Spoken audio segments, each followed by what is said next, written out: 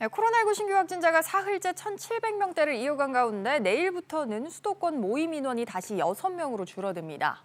다음 주에는 정부가 4분기 백신 접종 계획을 발표하는데 소아와 청소년에 대한 접종 계획과 추가 접종, 이른바 부스터샷에 대한 계획도 발표될 예정입니다. 손소구 기자. 네, 손석구입니다. 정부가 조만간 4분기, 그러니까 10월부터 적용할 백신 접종 계획을 내놓는다고요. 네, 정부는 다음 주 월요일 오후 2시 중대본 정례 브리핑에서 4분기 코로나19 예방접종 시행 계획을 공개하겠다고 밝혔습니다. 이번 4분기 계획에는 소아 청소년과 또 임신부의 신규 접종 일정과 방식이 포함될 예정입니다. 아울러 추가 접종, 즉 부스터샷의 대상과 일정, 미접종자에 대한 접종 계획도 함께 발표될 예정입니다. 정부가 백신 접종 목표치를 당초 전체 인구의 70%에서 80%로 높임에 따라서 4분기에 접종 대상을 확대하는 등 공격적인 접종 계획을 내놓을 것으로 보입니다. 네, 그나마 다행인 게 어제 하루로 보면 확진자 수가 크게 늘지는 않았더라고요. 네, 오늘 자정 기준 코로나19 신규 확진자 수는 1,716명으로 집계돼 사흘 연속 1,700명대를 기록했습니다. 확진자 규모가 급증하지는 않았지만 안심할 상황은 아닌데요.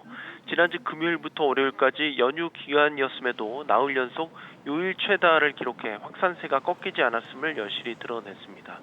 특히 연휴 기간 수도권에서 비수도권으로 대규모 인구 이동이 있었기 때문에 이 여파가 다음 주부터 순차적으로 나타날 우려가 커지고 있습니다. 확진자 숫자가 급증하는 것은 물론 수도권에 집중됐던 확산세가 다시 전국으로 퍼질 가능성이 높습니다.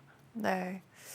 그동안 추석 연휴 기간 동안에 모임 인원 제한이 일부 완화가 됐었는데 내일부터는 다시 강화가 된다고요. 네, 내일부터는 4단계 수도권 지역에서 사적 모임은 오후 6시까지는 4명, 오후에는 다시 6명으로 줄어들게 됩니다.